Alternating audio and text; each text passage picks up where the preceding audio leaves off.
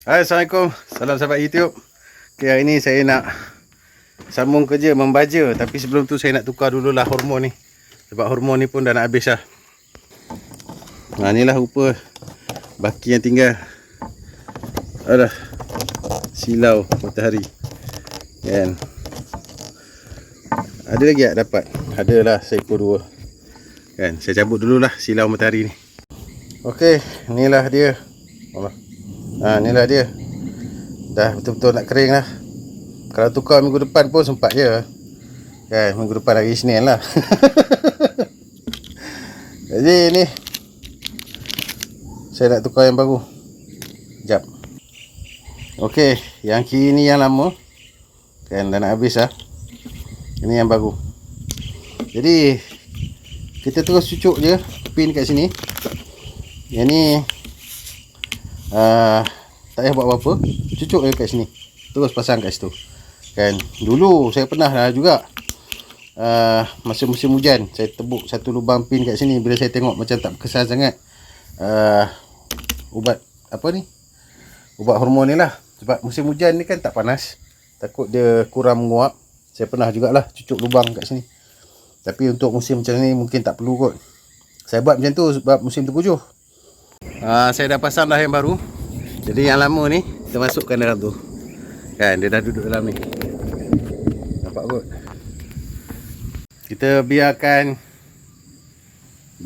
nanti bila kita nak ambil kumbang yang next round tu, sekalilah kita masukkan dalam saya punya tong yang saya matikan kumbang lah. Kan, sebab nanti kumbang-kumbang tu nanti bila dia dah mati dah, saya bakar. Kan, bakar dia punya bangkai dia.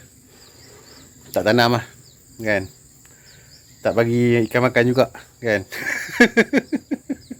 Ikan pun tak nak. Kan. Jadi bila dah mati dalam tong tu, saya bakar. Okey, ni baja yang baki daripada hari tu. Hari tu satu guning ni saya pakai 2 kali. Kan, selang sebulan. Tapi saya pakai tak banyak lah. Bila pakai tak banyak, kita bagi selang sebulan. Kan, tapi masa saya pakai tu saya belum buat rawatan tanah. Jadi hasil dia macam sangat-sangat biasalah. Kan, tu yang rasa macam nak kena buat rawatan tanah juga.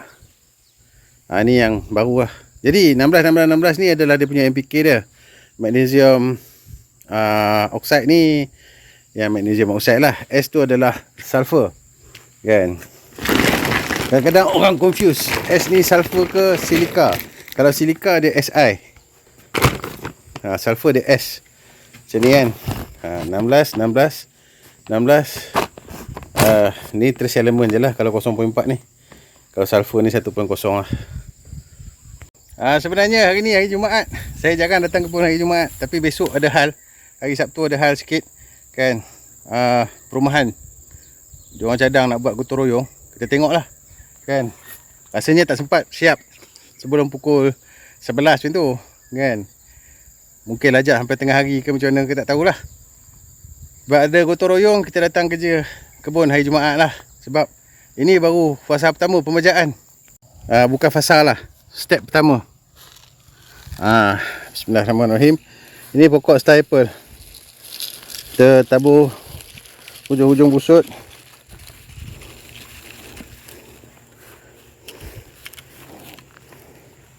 Ni pula pokok cempedak yang besar tu. Cempedak yang kecil tu lantak lah. Tak ada apa dah dia.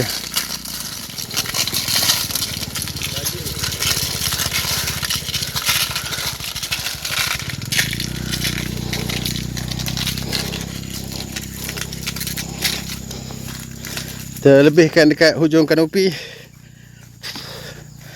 Kemudian sikit-sikit kita tabur lah ke tengah sikit, dekat-dekat pangkal busuk tu. Mana tadi? Kat sini ke? Kat sini.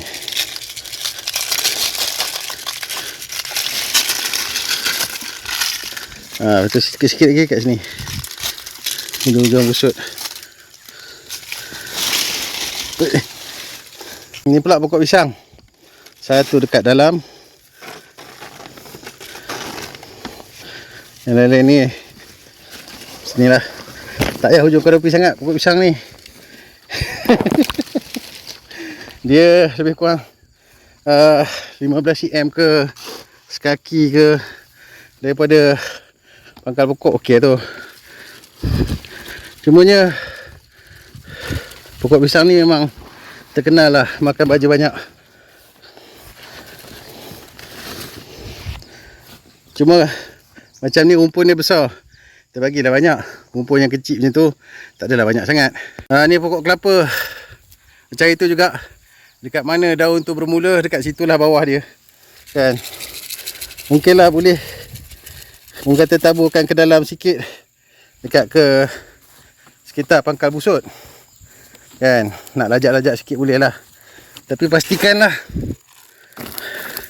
dekat situlah dia punya tempat dia kan. Kat mana? Dekat sini. Sini. Macam sini kan. Sini. Dekat situ lah. Pangkal tu tak baja pun tak apa, sebab situ saya banyak pakai foliar situ. Sembuh Haji Mino ke apa ke, banyak dekat situ. Ni pokok jering. Dia dah bercabang 2 dah. Sebab saya pangkas saya tu masa raya ke apa. Tak, dia bercabang dari bawah. Yang saya pangkas tu dia naik straight. Ni saya pangkas. So macam tu lah pokok jering ni. Saya pun tak tahulah. Kita cubalah tanam. Dia dah ada cabang Y. Cabang Y dia sendiri kan. Tak apalah, biarlah kat dia kan. Tak tahulah kalau dia nak sekah macam pokok durian ke apa ke, biarlah. Tapi kita buah baja. Ni pula pokok durian. Sama. Ujung-ujung kanepi atas busut.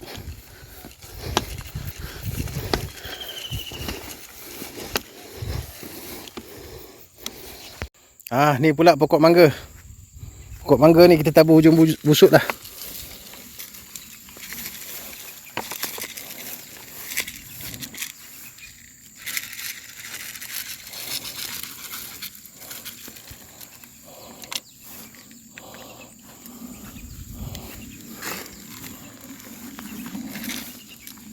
Kita sikit-sikit ke tengah.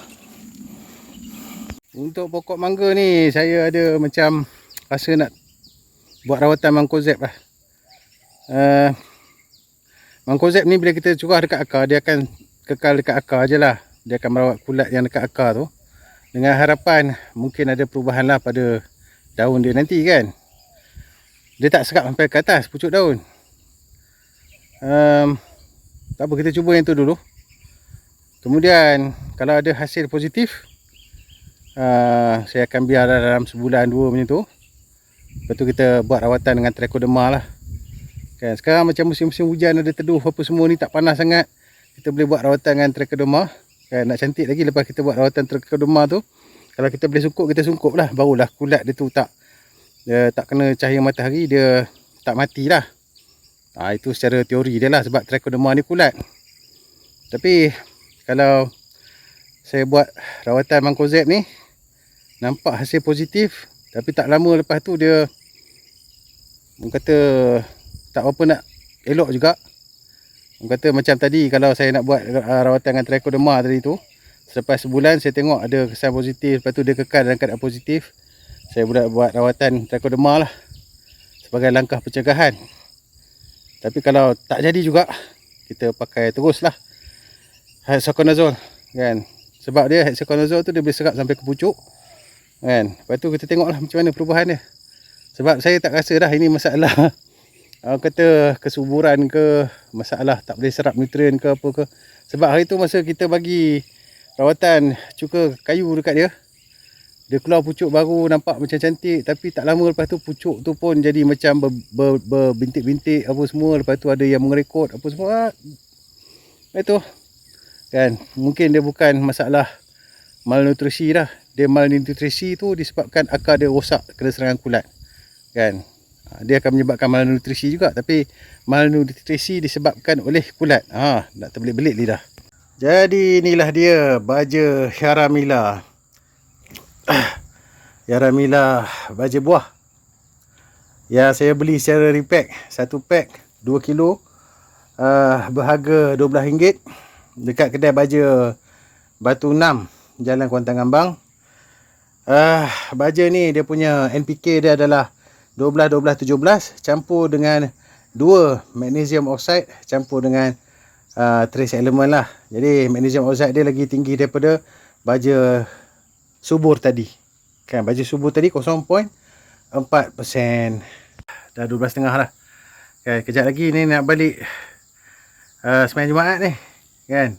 Pokok yang dah ada keluar seludang ada 5 pokok je.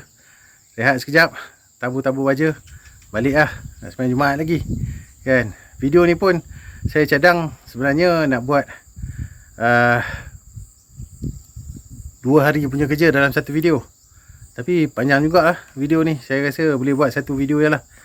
Kan. Jadi video ni adalah part 1, part 2 dia nanti kita sambung lah kan dengan rawatan cuka kayu. Tapi cuka kayu tu saya pakai pada kadar yang berbeza dengan masa saya pakai mula-mula untuk rawat tanah. Kan. Kali ni kita pakai dia sebagai apa? Agent chelator ataupun chelator.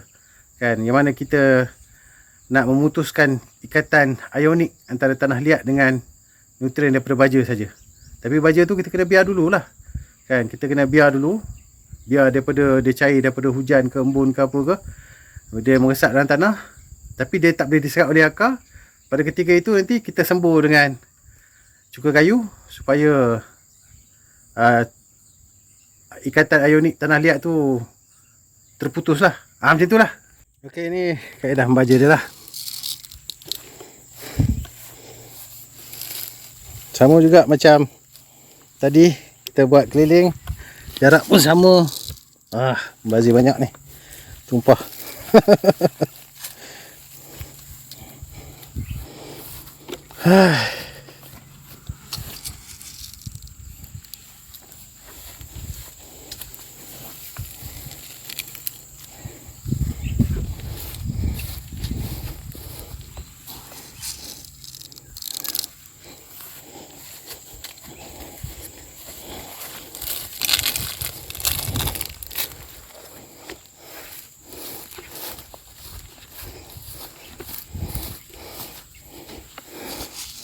Las kat pangkal.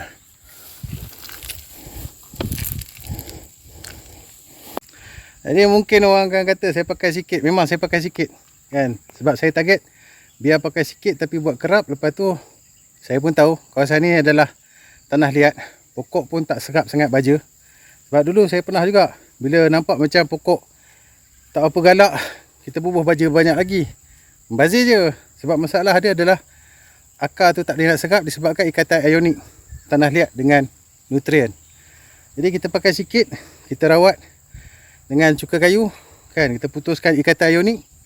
Lepas tu kita buat secara berterusan lah. Banyak kerja lah, nak buat macam mana kan.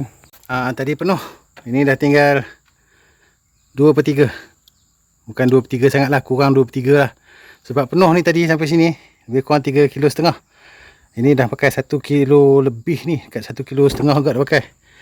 Kan. Untuk 5 pokok. Lebih kurang 250 ml kot pakai. Lebih kurang lah. Tak tahulah berapa kan. Tak apalah.